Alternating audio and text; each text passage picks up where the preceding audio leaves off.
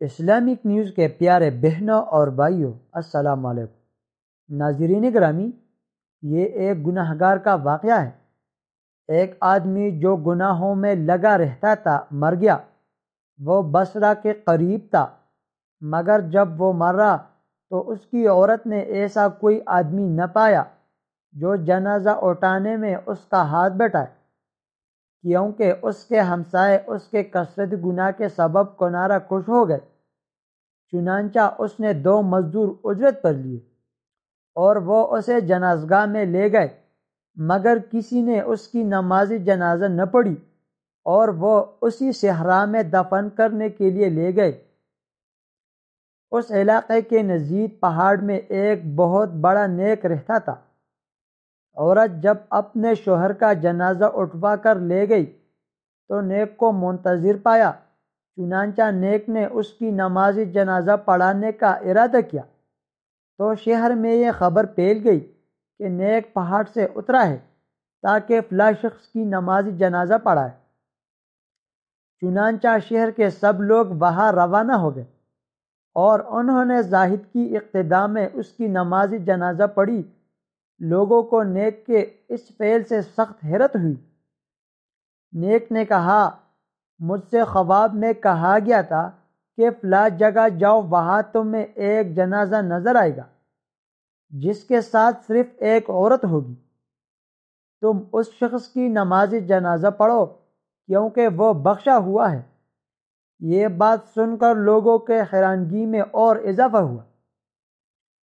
نیک نے عورت سے اس مرد کے حالات پوچھے کیے اور اس کی بخشش کے اسباب کی تحقیق کرنا چاہی تو عورت نے کہا، جیسا کہ مشہور ہے کہ اس کا سارا دن شراب خانے میں گزرتا اور شراب میں مست رہتے گزرتا تھا۔ نیک نے کہا کہ کیا تم اس کی کسی نیک عادت کو بھی جانتی ہو؟ عورت نے کہا، ہاں، 3 چیزیں جانتی ہوں۔ جب وہ صبح کے وقت مدہوشی سے افاقہ پاتا تو کپڑے تبدیل کرتا، وضو کرتا اور صبح کی نماز جماعت سے پڑھتا تھا۔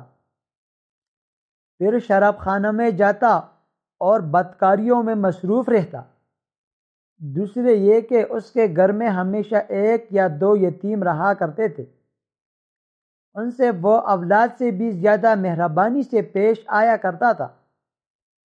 تیسری یہ کہ جب وہ رات کی تاریکی میں نشے کی مدہوشی سے افاقہ پاتا تو روتا اور کہتا، اے رب کریم، جہنم کے کونوں میں سے کون سے کونوں کو میرے اس خبیث نفس سے تو پر کرے گا۔ نیک یہ سنتے ہی لوٹ گیا اور اس کی بخشش کا راز کھل گیا۔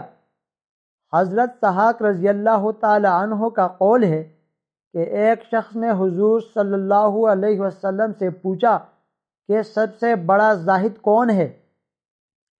آپ صلی اللہ علیہ وسلم نے فرمایا، جو قبر اور تکلیفوں کو نہ بھولا، دنیا زیب و زینت کی عمدہ چیزوں کو ترک کر دیا، فانی چیزوں پر دائمی چیزوں کو ترجیح دی، آئندہ کل کو اپنی زندگی میں شمار نہ کیا اور خود کو اہل قبور میں سے شمار کیا۔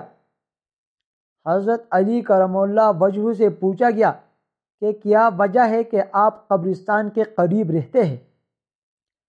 آپ رضی اللہ تعالی عنہ نے فرمایا، میں نے انہیں اچھا پایا ہے، بچے ہمسائی جو زبانیں بند رکھتے ہیں اور آخرت کی یاد دلاتے ہیں۔ دوستو، اگر ویڈیو پسند آئی تو مزید اس طرح ویڈیوز دیکھنے کے لیے چینل کو سبسکرائب کریں اور ساتھ ہی بیل آئیکن کو پریس کریں تاکہ ہمارے آنے والی ویڈیوز آپ کو بر وقت موصول ہوتی رہے۔ شکریہ۔